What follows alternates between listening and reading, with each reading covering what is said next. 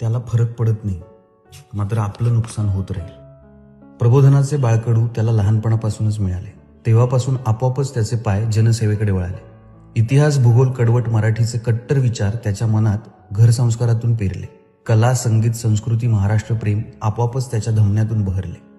छत्रपती शिवाजी महाराजांचे स्वराज्य प्रेम शिकत होता तो. जगाला हेवा वाटेल असा महाराष्ट्र घडवायचं स्वप्न बघत होता तो. दूरदृष्टीची त्याला देण मिळाली. महाराष्ट्राला त्याची ताकद कळाली. गल्लीपासून दिल्लीपर्यंत सगळे हादरायला लागले. भ्रष्टाचारी सगळे त्याला घाबरायला लागले.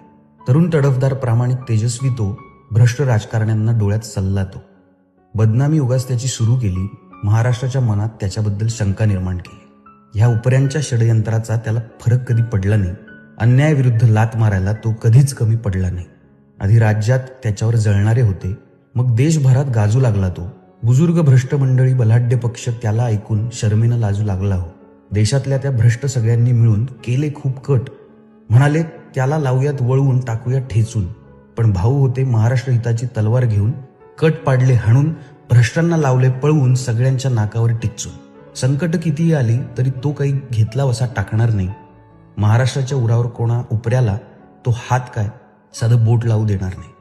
एकट्याने वर्षानुवर्ष तो लढतच आहे. कुणी साथ देवो अगर ना देवो, जनहिताचे कार्य तो करतच आहे. तो धूर्त नसेल पण हुशार आहे.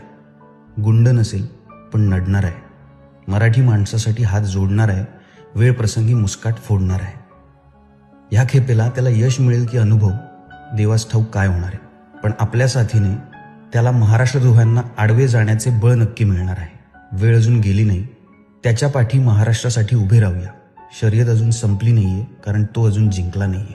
मातीप्रती निष्ठा की बाहेरच्यांची विष्ठा, याचा विचार एकदा आपणच करावा. येणारा सूर्योदय आशेचा ठरावा. मी म्हटलं ना, त्याला फरक पडत नाही हो, कारण तो लढवय्या आहे. तो काही झालं तरी लढतच राहील. त्याचं कर्तव्य करतच राहील. आपण हातावर हात ठेवून बसू, मात्र आपलं नुकसान होत राहील. आपलं नुकसान होत राहील. एक त्रस्त आणि त्रयस्थ मराठी माणूस.